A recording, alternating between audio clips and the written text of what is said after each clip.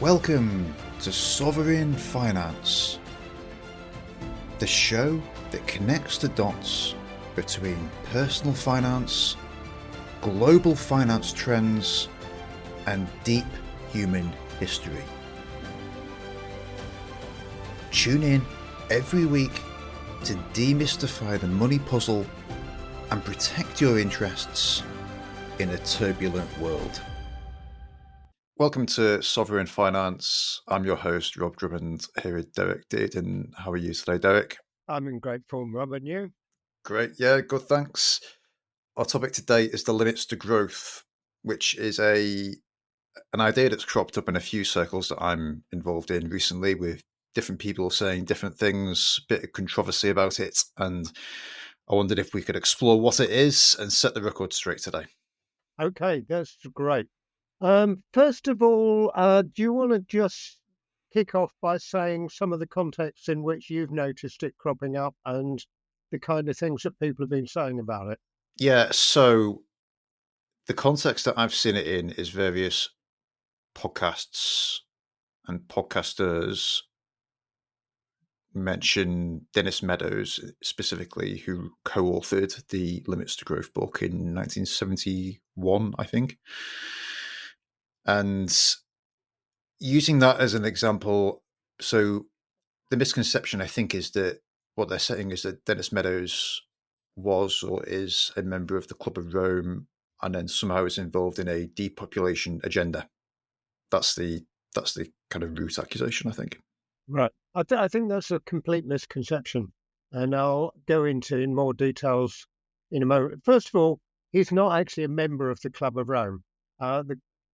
He is a co-author of the book, The Limits to Growth, which was published in 1972, I think, and uh, and he's a systems dynamics modeling specialist. Yeah, he's an academic.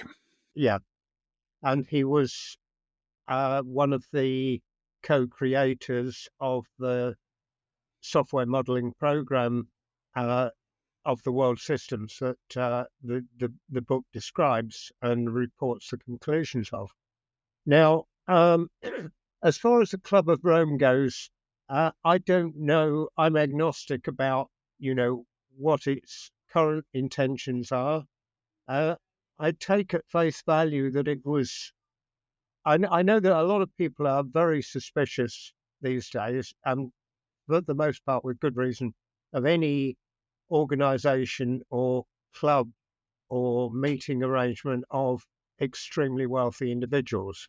And the suspicion, which I think is quite often valid, is that, for instance, with the Bilderberg Group or the World Economic Davos. Forum or the Trilateral Commission, that when these people get together, they're likely to be feathering their own nest more than they're looking out for the well-being of the rest of us. The Club of Rome, under its original founder, Aurelio Pecei, I think is the right pronunciation. I may have got that wrong. Who was, I think he was a senior figure in the Fiat Motor Company. I believe that their motivations, as far as I can tell, were sincere, and from what I've seen of his writings, he convinces me of his good intentions. Whether that is still true to this day, I have no idea. Aurelio died some years ago, and we can think of various other organizations that undoubtedly were originally founded with very good intentions, the United Nations being one of them, the World Health Organization being another. And without going into this in any great detail, it might be a topic for another conversation. They appear to me to have been co-opted now and corrupted in the interests of They've been hollowed out, haven't they, by corporate interest, I think. It looks very much like it. Anyway, returning to the Club of Rome, this to me, if I can just jump in as well, this underlines the importance of going back to original sources. Yeah, We were exactly. talking last time about Malthus and Adam Smith and people like that, and how these people get bandied about. But actually, when you go back and review what they said at the time in the context of their time, Yeah, yeah, it's different. absolutely. And I mean, I do get the impression that a lot of people who are pontificating about either the Club of Rome or the Limits to Growth report. Uh, and to get back to clarifying it, the the book was a publication of a report to the Club of Rome. Uh, the modelling specialists at MIT and Harvard who designed the computer system and ran the simulations and wrote the report were commissioned, as I say, by the Club of Rome to write this report and submit it to them. And it's worthwhile. There's another point I wanted to make. You mentioned Malthus, and the term Malthusian has been applied to the Club of Rome, and it has also been applied to the book, The Limits to Growth.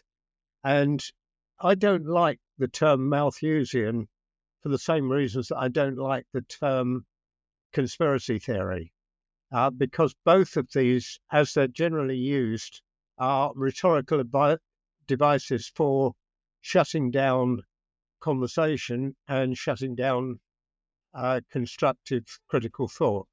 It's name calling, isn't it? And we don't like to be called names. Yeah, well, I don't like it, but more to the point, it's an obstruction of legitimate debate.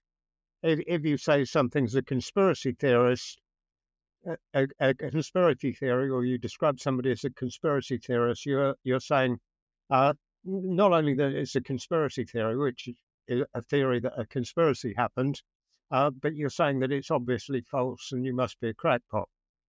Similarly, if you um, if you describe somebody as Malthusian, your interest, the implication is they've got a callous disregard for the well-being of the majority of the world's population.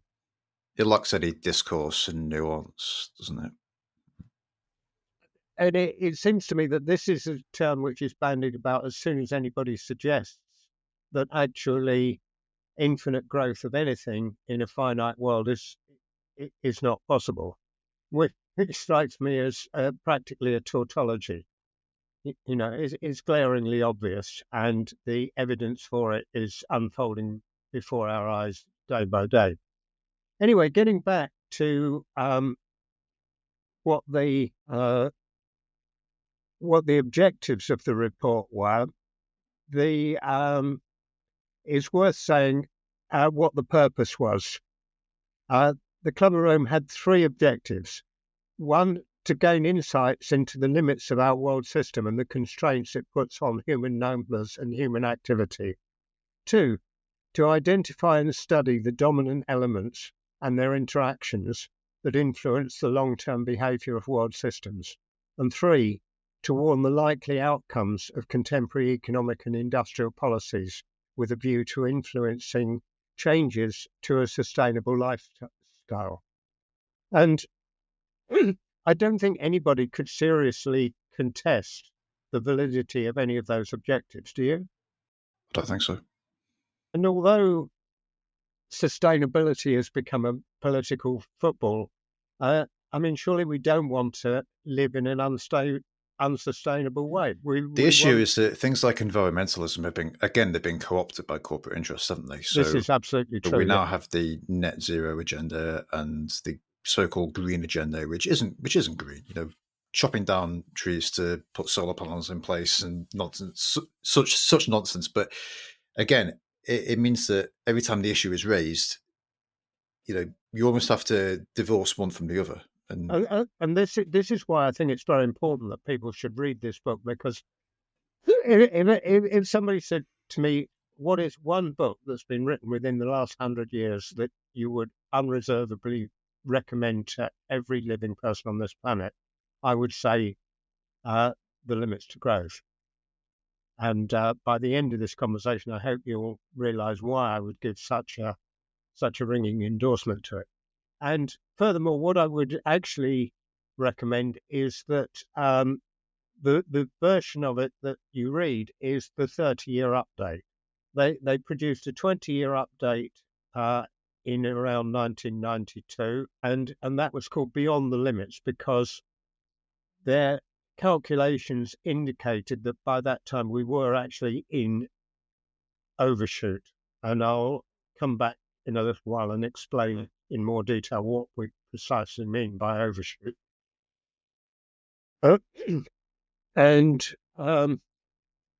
then in the 30-year update, which was published in 2004, the reason I would recommend this is twofold. One is that they'd had actually 30 years of running the model, and so they could actually see how precisely the events in the real world related to one of the scenarios that they published. And another thing is that in the light of this, they could refine the model and bring it slightly more into an accurate representation of events in the real world. And the other reason is that they explicitly addressed a great many of the criticisms that had been hurled at them when the first one came out. And I'm unsure how many of those criticisms in the reaction to the original book were the result of campaigns by vested interests. There was certainly a significant number of that, and how much was by an absolute misconception of what they were up to. And I'll just say a little bit more about systems dynamics in general and about the particular model of the world that they created and that this is based on. But essentially, the study of complex systems involves two kinds of feedback loops. A feedback loop is something where you use the output of a process to be fed into as an input stream into that same process. So compound interest is also an example of that. So compound interest is another example of that. Yeah, compound interest is one example of that. And that's a result of what I would call reinforcing feedback. Another example is, say, the breeding of rabbits. The more rabbits that are produced, the more there are to breed, and the more rabbits they produce. And so reinforcing feedback leads to exponential growth. And one of the important things about exponential growth is that whereas we spoke before about the fact that we can't have indefinite growth in a finite world, if the growth was linear, we'd have a fairly predictable rate of consumption or production, whatever the process is, over time. But if it's exponential, it happens much, much more rapidly than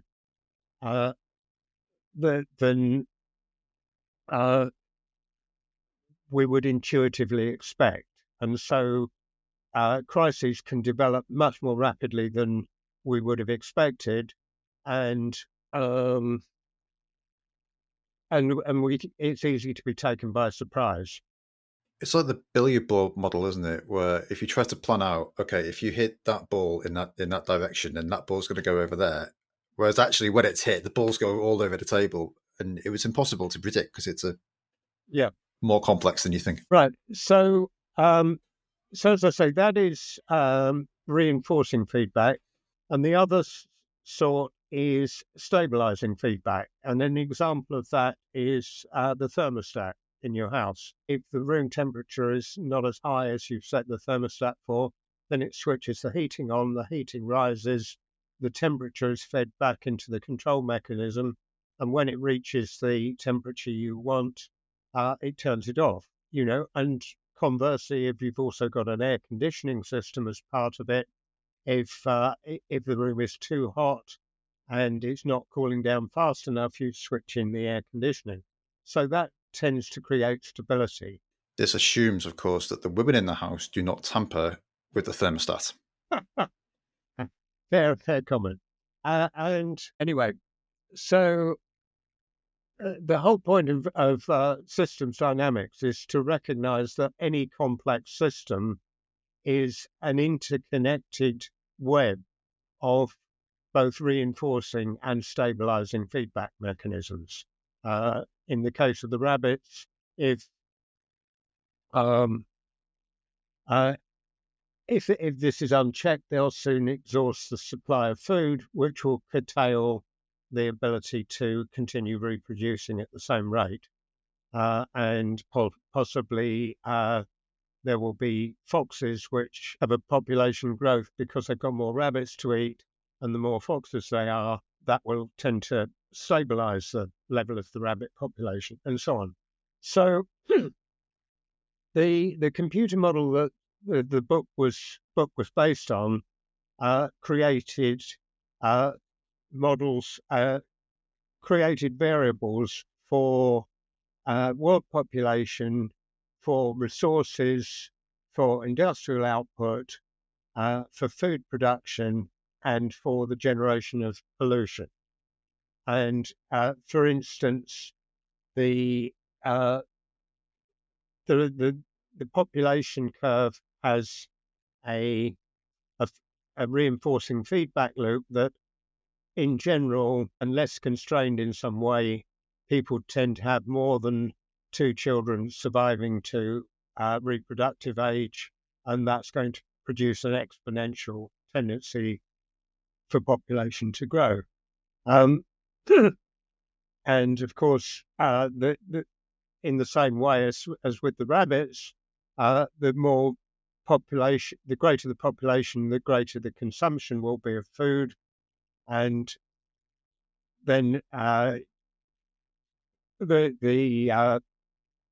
greater the industrial output, the more rapidly resources, whether for raw materials or for energy, are going to be consumed, which will eventually peak and fall away. And the greater that the more pollution will be generated. And there are various conclusions which come out of this model, which in hindsight seem fairly obvious. I mean, I've been thinking about this for the past 50 years, and so they're pretty obvious to me, but they come as a surprise to most people. One of them is that, for instance, one of the criticisms was that that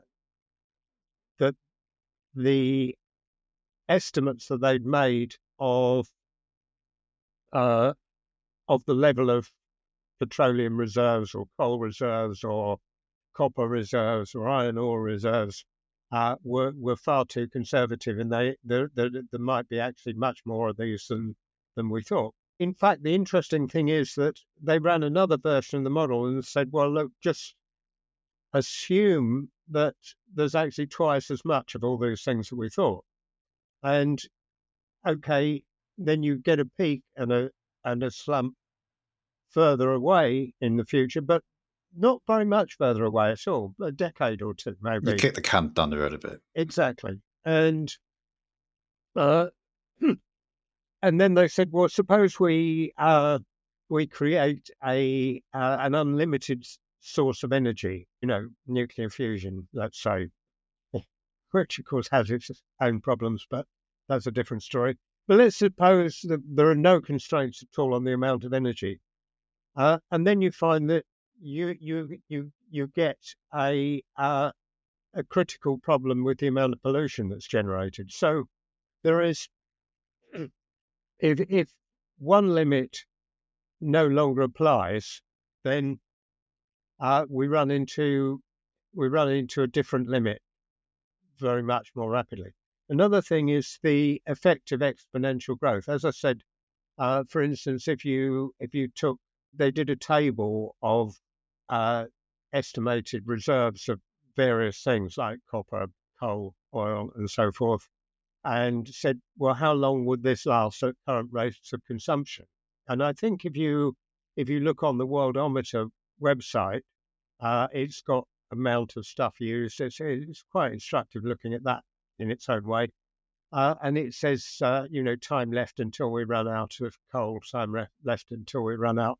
I think those times left are assuming a static rate of consumption. But of course, we don't have the assumption that we're going to have a static rate of consumption. We haven't had a static rate of consumption of any of these things. They have, in fact, been growing exponentially. And according to orthodox economists, it's the goal and the assumption that we're going to continue to have exponential growth eventually. Anyway, coming back to whether or not these people are Malthusian in the sense of having callous disregard for the rest of the population, I think it's worth saying what was actually originally written in that first edition of the Limits to Growth. The conclusions that they came to are that if present growth trends in world population, industrialization, pollution, food production, and resource depletion continue unchanged, the limits to growth on this planet will be reached sometime within the next 100 years. The most probable result will be a rather sudden and uncontrollable decline in both population and industrial capacity. So they're saying that is the likely outcome of doing that. They're not saying they think it's a good idea. They're not saying it's a bad idea. The second conclusion they come to is that it is possible to alter these growth trends and to establish a condition of ecological and economic stability that is sustainable far into the future. The state of global equilibrium could be designed so that the basic material needs of each person on Earth are satisfied and each person has an equal opportunity to realize his or her individual human potential. And thirdly, if the world's people decide to strive for this second outcome rather than the first, the sooner they begin working to attain it, the greater will be their chances of success. And what's your immediate comment? Would you take exception to any of those three conclusions? No, I was thinking about the Chinese proverb of, the best time to plant the tree was 20 years ago, but the second best time is today. So Yeah, that principle still holds, I think. it does indeed still hold. And incidentally, they two of them, I'll just go. Another thing they're accused of is making gloomy predictions. They didn't, in fact, make any predictions whatsoever. What they did was they ran the model, and the model, the runs were to model the state of those factors from the year 1900 to the year 2100. And I'll say a little bit more about that in a moment. Before I do that, I mentioned the five variables that they were measuring and projecting, and then there are several derivative measures. One is the amount of food per person. One is the amount of consumer goods produced per person. One is the amount of services provided per person, and one is the life expectancy. And those are calculated as derivative variables from the five that I discussed that are the raw data, if you like. Obviously, if the birth rate equals the death rate, then you'll have a stable population. But that could happen with a very long lifetime or a very short lifetime. And obviously, you and I'm sure, would agree that we'd prefer a long life than a short one.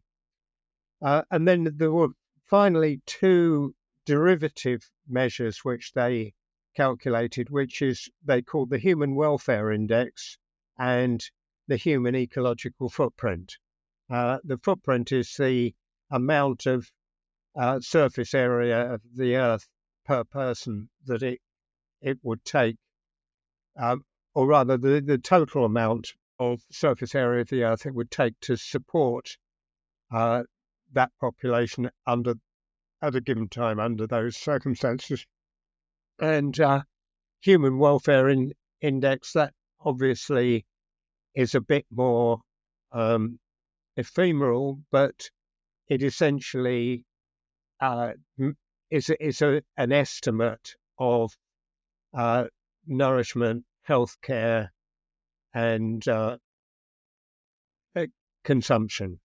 So, yeah, Healthcare and nourishment sounds like things that are currently under attack, but there we go. it does. It does seem so. So, anyway, the one of the scenarios that they created was what they called the reference run, and it's essentially on the assumption that we don't have any changes of policy at all. And this was not intended as a prediction; it was intended as a warning. It was intended as a counterfactual hypothetical that we could use to determine our policy decisions. And of course, as we know, 50 years down the line, we didn't actually heed this warning. We didn't change any policies. And what this predicted is that in the second quarter of the 21st century, there would be a major collapse of one or other of those parameters. And there's an interesting proviso which is also emphasized, particularly in this third edition of the book, which is that although the model runs up to 2100, we're essentially in uncharted territory whenever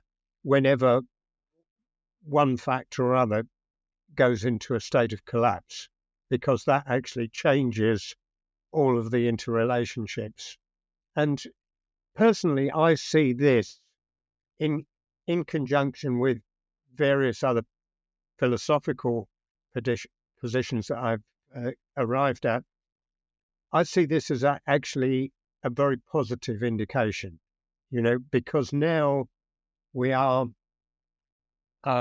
we're now reaching the point where obviously we're very close to the point of collapse on various things, and it's probably worth looking into. What I wanted to, one of the criticisms is that there was levelled at it, apart from the fact that they were Malthusian, that they had a callous disregard, which we've already seen isn't true, was that they hadn't taken full account of the potential that new technology would be developed, which would address some of these problems.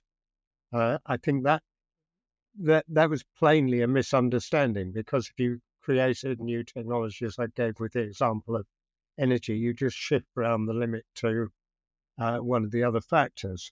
The other reason is that the feedback mechanisms are too slow, and they don't necessarily translate into policy changes. And the people with a vested interest in those new technologies seem to also own all of the media outlets. Yeah, this is absolutely true. And maybe even control the money supply, but there we go. Yeah. And incidentally, they explicitly didn't model any financial factors into this modeling, because the interrelationships that they were dealing with are interrelationships of tangible things in the world. Anyway, one reason is that markets and technologies are merely tools that serve the goals, the ethics, and the time horizons of society as a whole. If a society's implicit goals are to exploit nature, enrich the elites, and ignore the long term, then that society will develop technologies and markets that destroy the environment, widen the gap between the rich and the poor, and optimize for short-term gains. In short, that society develops technologies and markets that hasten a collapse instead of preventing it. And I would say that was pretty, It's quite sobering. yeah, yeah. And so, for instance, as far as population goes, there's no need for coercion. There certainly isn't any need to deliberately engineer a reduction in population, but it's actually pretty clear that if you provide education, you provide healthcare, and you provide family planning arrangements and knowledge, then people will choose not to have more than 2 children on average, and the population will stabilize. And this is what we've actually seen in economically favoured parts of the world. Historically, people had kids as a means of production because it's cheap labour. You needed kids to work on the family farm, and you needed kids to look after you in your old age because nobody else was going to. And you accepted the fact that a certain proportion of your kids, tragically enough, were going to die. So most people had neither the knowledge or the means to limit their fecundity. So it was inevitable at the time Malthus was writing that the population was going to be constantly bumping against the limits of what the land could supply them in the way of food. Anyway, Have you observed a notable decline in insect populations? I have. I was a motorcyclist. I used to have flies all over my visor all summer.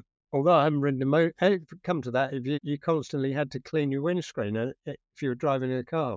And much as it's superficially pleasant not to have that, it's an alarming It's a factor. warning sign, surely. Yeah, indeed it is. Right. The another thing which is food for thought is that uh, they consider some symptoms that might be the case if we're beginning to run up to a limit. And one of them is that capital, resources, and labour are diverted to activities that were previously provided without cost by nature. For example, sewage treatment, air purification, water purification, flood control, pest control. They said capital resources are diverted to exploitation of scarcer, more distant, deeper, or more dilute resources. For instance, we used to be able to find oil fields a few tens of feet below the ground. Now we have to drill down miles. Or gold in rivers and things like that. Yeah, yeah. Falling natural pollution cleanup mechanisms, rising levels of pollution, capital depreciation exceeding investment and maintenance deferred, so there is deterioration in capital stocks, especially long-lived infrastructure. Growing demand for capital resources and labour used by military or industry to gain access to, secure and defend resources that are increasingly concentrated in fewer, more remote, or increasingly hostile regions. Debts rising as a percentage of annual real output. Investment in human resources, education, healthcare, shelter, postponed in order to meet immediate consumption, investment, or security needs. Shifting consumption patterns as the population can no longer pay the price of what it really wants and instead purchase what it can afford. Growing chaos in natural systems, with natural disasters more frequent and more severe because of less resilience in the environmental system. Anyway, so there was a Sounds longer pretty list. accurate to today's situation, though, doesn't it? That is precisely the point I was making. And this was published just over 20 years ago. And going back to your earlier point, one of the scenarios which is the most optimistic one, that whereby, for instance, population stabilizes for the reasons that we discussed just now. We cease the endless churn of throwing away goods and making new ones. We do things more efficiently. We have more modest ambitions in terms of the level of satisfaction that we can achieve and where we look to get it. They showed that this could stabilize in a good way before the end of the century. And then they did another run and said, well, this is assuming we start this right now, when they're writing the book in 2002. Let's suppose we'd done it 20 years earlier in 1982, and you'd see that we'd have had a much smoother transition to it. And in fact, we didn't obviously do it in 1982, and we didn't do it in 2002 either. And we're now in 2024, and we're on the point of one or other of those systems collapsing and precipitating a collapse in the other areas. So it's going to be a bumpy ride. There's no doubt about that. Things are going to get worse before they get better, most likely. It looks very much like it. And I mean, I think, a lot of my life I've tended to regard, the news and trying to make sense of current affairs as kind of boring and irrelevant. Whereas right now, I think it's absolutely fascinating. I mean, there's something bizarre happening pretty much every day of the week. Anyway, and I think also, like to round off, I just saw the quote that I had been looking for previously. It says, one lesson from the 6 preceding runs is that in a complex, finite world, if you remove or raise one limit and go on growing, you encounter another limit. Especially if growth is exponential, the next limit will show up surprisingly soon. There are layers of limits. So I think that's fair enough. And I'd like to just round off by what they say in the final chapter, which is called Tools for the Transition to Sustainability. And this also gives an insight into what these 6 tools are. And they're quite remarkable for, one of them is visioning, one of them is networking, one of them is truth-telling, one of them is learning, and the final one is loving. And that surely is what the Sovereign Finance podcast is all about. I hope so. Yeah. And we could obviously have another hour where we talked about all of those 6 in some greater degree of detail. Is there anything else? Do you feel there are any loose ends that I should address before we wrap this one up? No, I was thinking that the concept of there being limits to growth is actually fractal, in that it also implies, even at like a business level, like most businesses think they need more leads, but actually as soon as you can't exponentially have more leads because you can't service those customers, you just hit other limits that maybe aren't visible at the moment. Yeah, absolutely. So when you expand that out to the world, obviously it's a more complex picture, but it's the same kind of idea. Yeah, exactly. So good thought. Okay. All right, we'll leave this one there then. Thanks. Thanks for listening to this episode of Sovereign Finance. For more episodes, transcripts, in-depth articles, and community, please take a minute now to subscribe free at sovereignfinance.substack.com. See you next time.